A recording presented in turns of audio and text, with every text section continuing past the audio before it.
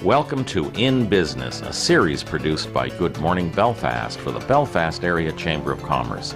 Meet business people, nonprofit leaders, and others who work to make Belfast and Waldo County prosperous and vibrant. The Chamber of Commerce provides networking and training for businesses, strategies for new economic development, and promotions for attracting visitors to the Belfast area. Find out what's happening in business across Belfast and Waldo County, and meet the people who are making it happen. Hello, I'm Steve Ryan, Director of the Belfast Area Chamber of Commerce, and I am here with Chris Quimby. And Chris, welcome to the show. Thanks. We're here to talk a little bit about your business, a little bit about yourself, and just get people to know you a little bit better. Sure. Well, so welcome. Happy to be here. So tell us about the iPhone repair.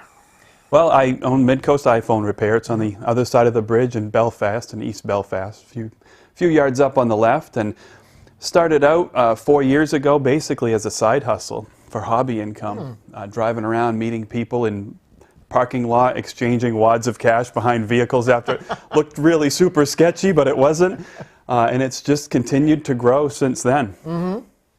And you like the location? You have good access, good parking? I really do. I love the location. It's like a second home to me. It's my office, for those who have visited, is basically, it's like a mini apartment. I've got a little kitchenette in there and whatnot. But my idea for the place would be that it wouldn't look like your typical techie place, like a nerd bachelor pad. Basically, I got some plants in there to make it comfortable, and there's nice unfinished floors, and it's a comfortable space. It smells. Many of my customers say that it smells terrific in there. So interesting. Maybe one of the best smelling tech shops around. That's a reason to visit then. Yeah. Other reasons to visit is that you do quite a few different services and consulting, I guess. Yeah, this is going to sound corny, but I really mean it. I like to help people. And most of my life, I haven't had a thing that I'm good enough at that people would come and seek me to help them with their problems. My wife has, my friends have, and whatnot.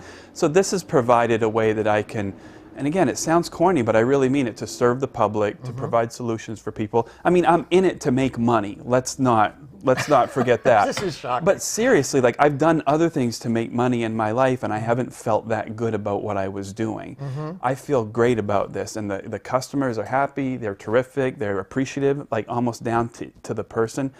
And it's been a neat little incubator for me to see that if you treat people fairly and you're upfront with them, people find that refreshing, unfortunately. And if you take their problems and make them your own and turn them into solutions, or apologize when you can't, then you develop some really good relationships with the community. You mentioned that you've done a lot of things in your career and in your life. What brought you to run this business right now?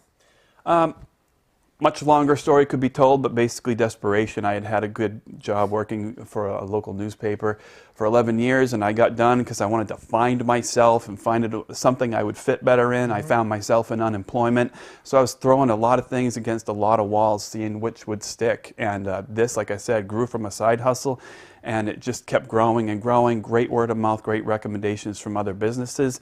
And I need to do something that works well for my family and that I feel good about, and this checks both of those boxes for me. Nice, nice.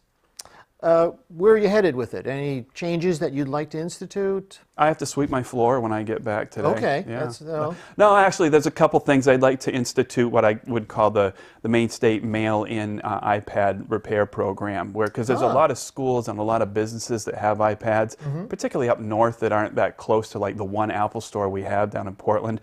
And work on developing a program so I can generate a lot more repairs that way from a mail-in, because people can deal without their iPads usually for longer than their iPhones. Interesting. Yeah, and I'd also like to facilitate open dialogue talks at the library and stuff, because I have a lot of people that come in frustrated with technology, particularly families who haven't learned how to manage that appropriately. So just to open those dialogues and help the community talk those things out.